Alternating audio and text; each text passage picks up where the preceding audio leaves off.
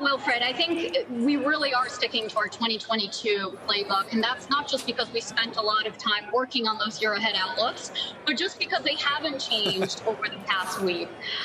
So we still have a lot of information that we don't know about Omicron, but we do still expect next year to gradually move on from the pandemic, given how much we've adapted to it, as well as our new medical solutions. So gradually we should see a re-acceleration in growth around the world, combined with slightly higher inflation, but a global reflation. This should be very good for earnings growth, with expectations actually a bit too low, with room to move higher. This should be a good year for the equity market, a much better year diversified by company, style, sector, and region. And it should be a much more challenging year, unfortunately, for the bond market. And we should continue to see this volatility in the curve as we debate inflation and we debate the Fed's reaction function. So it's actually our expectation is the complete opposite of the market performance that we're seeing today. And we don't see reason to change that positioning as of yet.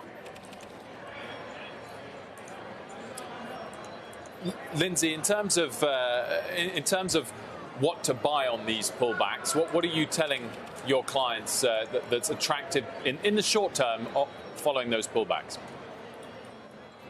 Yeah, I mean, I think what you've seen over the last couple days is more of what you've seen all year long. There's been rotation in and out of the cyclicals and values back into the growth, and we've seen a push and pull between those all year long. It really makes the case for having that diversified portfolio. But as you think forward to the next year, where I'm with Gabrielle, I don't think that the playbook changes. I think this is more of a hiccup near term as far as growth is concerned, and we might get a little bit of a slowdown. We're still assessing what the economic impact is going to be from Omicron, and we're assessing what the Fed policy is going to be going forward. And I think that the reopening is going to continue to benefit economic growth and corporate growth. Consumers are out there spending. They are still optimistic about the future. They're looking to get out and reopen and get back to work. And so I think that with CapEx, IT spending from corporations, a rebuild in inventories, that's all a positive for the economic environment going forward. So we're sticking with some of those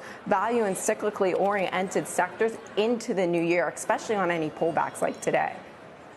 Gabriela, what is your playbook? So when you say that you're also cyclical, what are you exposed to? Which sectors? So the first thing would be to be overweight equities versus bonds, expecting positive equity returns and unfortunately negative bond market returns, so the opposite of today. In terms of adding cyclicality, we think it's absolutely the time to be adding the value style to complement the growth exposure. That way you participate in days when growth is up as well as when value is up. It's also about adding a lot more regions beyond just the U.S., so also adding cyclical regions like Europe and Japan and growthy but less expensive regions like China as well. In terms of fixed income in that danger zone, it's really still about underweighting duration and focusing much more on credit risk than interest rate risk. So overweighting high yield, for example, versus investment grade. That's really the playbook for 2022. If we look beyond just 2022, it's really about moving on from just beta, from just index investing, to focus a lot more on the alpha, because otherwise the return expectations we have for the next decade are only 4.3%. So we need to be able to pull some different levers in terms of active management, different asset classes, and different tactical investments as well.